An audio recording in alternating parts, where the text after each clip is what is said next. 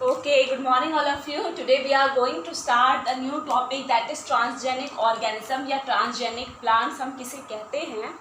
तो ये बहुत ही अंडरस्टूड है कि ट्रांसजेनिक मतलब कोई भी ऐसा organisms either we are taking plants और एनिमल्स जिसका भी जेनेटिक मटेरियल हमने मॉडिफाई कर दिया है उसको हम कहेंगे transgenic organism.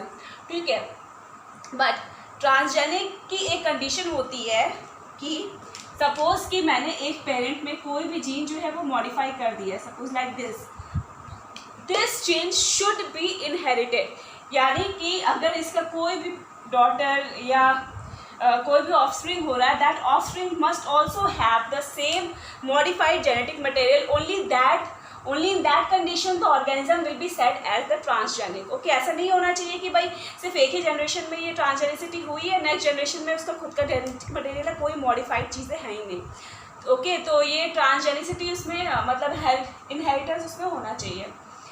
Okay, the first transgenic animals की अगर हम बात करें तो it was developed by 1981 by Ralph Brinsters and Richard Palmiter. And इन्होंने सबसे पहले किस चीज़ का ट्रांसजेनिक ऑर्गेनिज्म क्रिएट किया था? They actually first created the transgenic mouse. तो एक्चुअली हुआ क्या, they inserted the growth hormone of the rat, क्योंकि तुम लोगों को पता है रैट का साइज कंपेरेटिवली बड़ा होता है as compare to that of mice. तो उन्होंने ग्रोथ हार्मोन रैट का निकाल करके माइस में इंसर्ट किया। तो माइस का जो जीन है,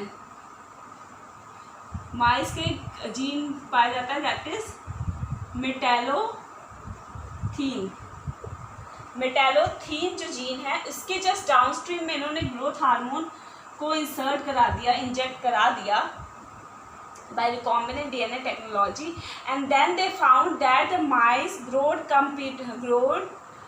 showed the growth comparatively greater than that as it was grown previously, यानी जैसे पहले ग्रो होता था उसके कंपेरेटिवली उसका साइज जो है वो इंक्रीज हो गया। Okay, so this is transgenic organisms. Same transgenic plants भी होता है। जीन नॉकआउट की अगर हम बात करें तो देखो, नॉकआउट मतलब अगर हम किसी का भी फंक्शन स्टॉप कर दे रहे हैं, तो अगर हम किसी भी ऑर्गेनिजम्स का जीन लेते, सपोज ये कोई भी किसी भी ऑर्गेनिजम्स का जीन है एक्स वाई जेड, अब हम इसमें बाहर से कोई भी एडिशनल जीन इंसर्ट करते हैं तो एक कंडीशन ऐसे होती है कि हमने इंसर्ट किया, बाकी कोई भी चीज़ें चेंज नहीं की, और एक कंडीशन ऐसी होती है कि हम रिप्लेसमेंट कर रहे हैं, यानी वाई की जगह पे हम ए लेकर के आ गए। तो इन दैट कंडीशन हम क्या कर रहे हैं, हम एक जीन तो ऐड कर रहे हैं बट वाई जो जीन था जिसका फंक्शन पहले कुछ ना कुछ होगा फंक्शन, उसको हम हटा दे रहे हैं, यानी उसका फंक्शन हम डिमिनिश कर दे रहे हैं, यानी कि हम ये कह सकते हैं कि we are knocking out Y gene. बात समझ में आ रही है? यानी हमने रिप्लेसमेंट किया। जैसे कि एक क्लास में समझ लो 10 लोग हैं, ABCDEF। अब इसमें से मैंने क्या किया, मैंने Z को लेकर के आया और A को हटा दिया। तो मैं क्या कर रही हूँ, A का जो फंक्शन है उसको नॉकआउट कर दे रही हूँ, A को नॉकआउट कर दे रही हूँ, तो इसको बोलते हैं नॉकआउट जीन। ओके, और अगर ये भी कंडीशन हो सकती है कि हम कुछ इंसर्ट ही नहीं कर रहे हैं या कुछ रिप्लेस ही नहीं कर रहे हैं, हम सिंपली डिलीट कर दे रहे हैं, तो उस कंडीशन में भी उसको नॉकआउट बोलेंगे, क्योंकि हम उसका जो फंक्शंस है वो रिमूव कर दे रहे हैं, डिमिनिश कर दे रहे हैं। तो अगर हमें जीन नॉकआउट माइस में अगर हमें स्टडी करना, तो in that condition what we need to have is, we all know blastocyst, 2 layer होती है, बाहर की layer and the inner one that is inner cell mass. तो मेन जो मॉडिफिकेशन होगा वो इनर सेल मास में ही होगा। इनर सेल मास में से सेल्स को माइक्रो इंजेक्शन के थ्रू बाहर निकाला जाएगा, उसमें रिकॉम्बिनेंट क्रिएट किया जाएगा, and then it will be inserted back into that blastocyst, and ये फिर ब्लास्टोसिस्ट जो है that will be injected into a mice. तो इस तरीके से जीन नॉकआउट माइस अगर हमें क्रिएट करना है तो हम इसको आसानी से क्रिएट कर सकते हैं, मतलब आसानी से भी नहीं, it is really hard work, but those who have the experience in this field उनको पता होगा कि ये बहुत ही ईजिली आराम से हो जाता है। Okay, now moving on to the transgenic plant. Transgenic plant एक ऐसा मतलब प्लांट्स जिसमें हम रिकॉम्बिनेंट या मॉडिफिकेशन कर रहे हैं, तो उसमें बहुत सारी टेक्निक्स इन्वॉल्व हो जाती है। फॉर एग्जांपल हम कह रिकॉम्बिनेंट DNA टेक्नोलॉजी हो ही रही है, जीन ट्रांसफ़र मेथड हो ही रहा है, ट्रांसफॉर्मेशन हो ही रहा है, micro propagation in the plants का भी होता है। मतलब बहुत सारे टेक्निक्स का कॉम्बिनेशन हम यूज़ करते हैं तो जाकर के ट्रांसजेनिक प्लांट्स क्रिएट होता है। और अगर ट्रांसजेनिक प्लांट की हम बात करें तो इसमें हमने देखा था, हमने पढ़ा था इनफैक्ट टीआई प्लाज्मिड को हमने पढ़ा था, जो कि पाया जाता था agrobacterium found in agrobacterium tumefaciens. Agrobacterium tumefaciens में ये नेचुरल प्लाज्मिड पाया जाता था which was having T-DNA sequence, transfer DNA sequence. इसी में डीएनए को हम बाहर से डीएनए को ऐड करते थे, plus it was having antibiotic resistant gene. तो सबसे पहले तो हम रिकॉम्बिनेंट प्लाज्मिड क्रिएट करते हैं जिसमें कि ट्रांसफर डीएनए में हम कोई भी एडिशनल डीएनए, अपना required DNA of the insert हम इसमें इंसर्ट करते हैं, और उसके बाद दिस प्लाज्मिड इज इंजेक्टेड और इंसर्टेड इनटू द प्लांट, वो प्लांट में इंसर्ट कर दिया जाता है। तो इस तरीके से जो ट्रांसजेनिक प्लांट्स हैं वो क्रिएट किए जाते हैं। अगर हम इसके एप्लीकेशंस की बात करें तो बहुत आजकल के टाइम में बहुत वेराइटीज़ होती हैं जिसमें हम मॉडिफाइड या हाइब्रिड प्लांट, ट्रांसजेनिक प्लांट ही यूज़ करते हैं। तो इसका एप्लीकेशन हम देख लेते हैं कुछ। First is BT toxin. BT का यहाँ पे फुल फॉर्म क्या है? Bacillus thuringiensis. Bacillus thuringiensis.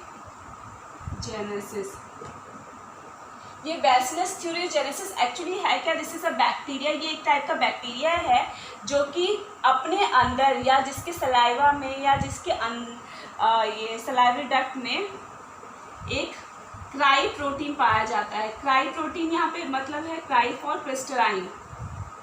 ये स्पोरुलेशन के टाइम पे उनमें क्रिस्टलाइन प्रोटीन पाया जाता है which is insecticidal in nature. जिसका जो नेचर है वो इंसेक्टिसाइडल है, यानी कि इंसेक्ट्स को किल कर सकता है। तो साइंटिस्ट ने सोचा भाई क्यों ना, अगर किसी भी बैक्टीरिया में ऐसा कोई जीन मिल रहा है तो क्यों ना हम ऐसा करें कि भाई इंसेक्टिसाइडल जीन ही निकाल करके हम प्लांट में इंसर्ट कर दें, जिससे अगर प्लांट को कोई भी इंसेक्ट या पेस्ट को ख़त्म करने आएगा तो ये जो प्रोटीन है, ये जो इंसेक्टिसाइडल प्रोटीन है वो इंसेक्ट्स को किल कर देगा, जिसकी वजह से प्लांट जो है वो सेव हो जाएगा। तो साइंटिस्ट ने ऐसा ही किया। उन्होंने क्या किया? उन्होंने बैक्टीरिया से एक क्राई प्रोटीन को, क्राई जीन को निकाला and they inserted into the plant. तो इसलिए अब उसको बोलते हैं बीटी टॉक्सिन। और इसका एग्जाम्पल, बहुत ही अच्छा एग्जाम्पल है बीटी कॉटन। कॉटन के प्लांट में इंसर्ट किया भी गया है तो इसलिए इसको बीटी कॉटन बोलते हैं।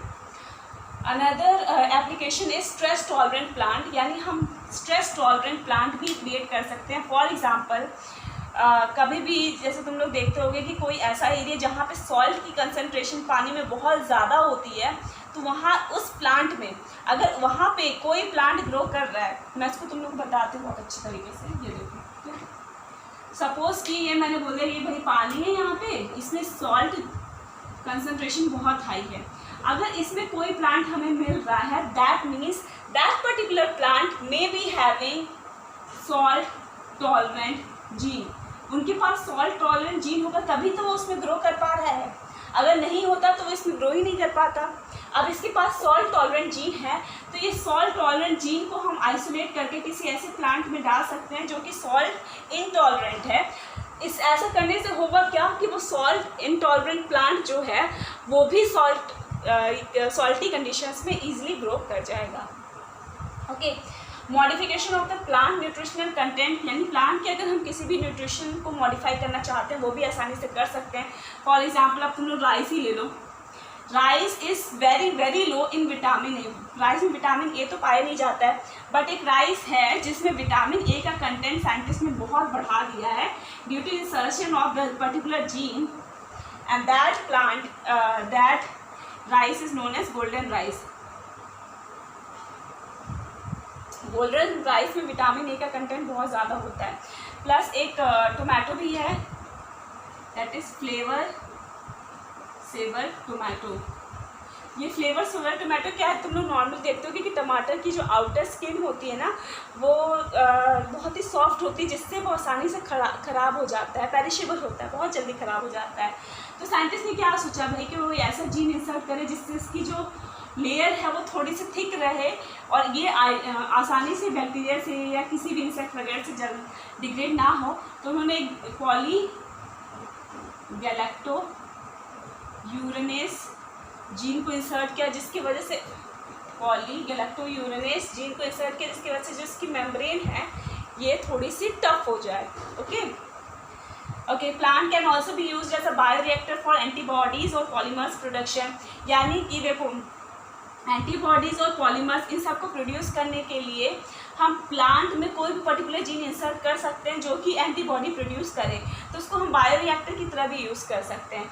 यहाँ पे बायोरिएक्टर का मतलब क्या है? नॉर्मल रिएक्टर क्या होता है? कोई ऐसा इंस्ट्रूमेंट जिसमें हम कोई भी चीज़ प्रोड्यूस करते हैं, जैसे कि अगर हम इंडस्ट्री की बात करें तो वहाँ पे बियर प्रोड्यूस हो रहा है, तो वो क्या है? एक टाइप का रिएक्टर है। उसी तरीके से अगर प्लांट में एंटीबॉडी प्रोड्यूस हो रहा है तो हम प्लांट को बायोरिएक्टर की तरह बोल सकते हैं। ओके एक और एग्जांपल है ह्यूमन सीरम एल्ब्यूमिन, ये भी प्रोड्यूस होता है प्लांट्स के थ्रू। ये मॉलिक्यूलर फार्मिंग में भी हम देखेंगे। सिंथेसिस ऑफ एडिबल वैक्सीन्स, यानी ऐसी वैक्सीन्स जिसे हम ओरली ले सकते हैं, that can also be produced using plants. अब हम बात करते हैं मॉलिक्यूलर फार्मिंग की। तो मॉलिक्यूलर फार्मिंग एक बहुत ही कॉमन टर्म है जो कि बायोटेक्नोलॉजी में यूज़ किया जाता है। अब इसमें मॉलिक्यूलर फार्मिंग में होता क्या है? We take a gene from human और फ्रॉम एनिमल, ठीक है। कैसा जीन? फार्मास्यूटिकल जीन, यानी कि जो मेडिसिनल टर्म में यूज़ करें, यानी जिससे कोई मेडिसिन प्रोड्यूस हो सके, ऐसे जीन को हम ह्यूमन या एनिमल से निकाल करके हम प्लांट में इंसर्ट कर देते हैं।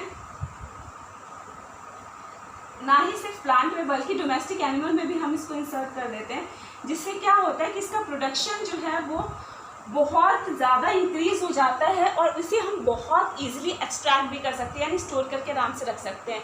ह्यूमन बॉडी से निकालना थोड़ा सा डिफ़िकल्ट है क्योंकि भाई एथिकल बहुत इश्यूज हो जाते हैं, तो हम इसे प्लांट या डोमेस्टिक एनिमल में इंसर्ट कर सकते हैं, जिससे कि इसका जो अमाउंट है प्रोडक्शन का बहुत ज़्यादा इंक्रीज़ हो जाए। ओके तो इसमें भी एक एग्जाम्पल वही है HSA यानी human serum albumin. This was the first molecular farming का जो प्रोडक्ट है, this is the first molecular farming product human serum albumin. Okay तो आई होप गाइज तुम लोग को ये मॉलिक्यूलर फार्मिंग ये सब टर्म्स क्लियर है। इसमें कोई डाउट हो तो please do message me. Okay till then thank you, bye bye.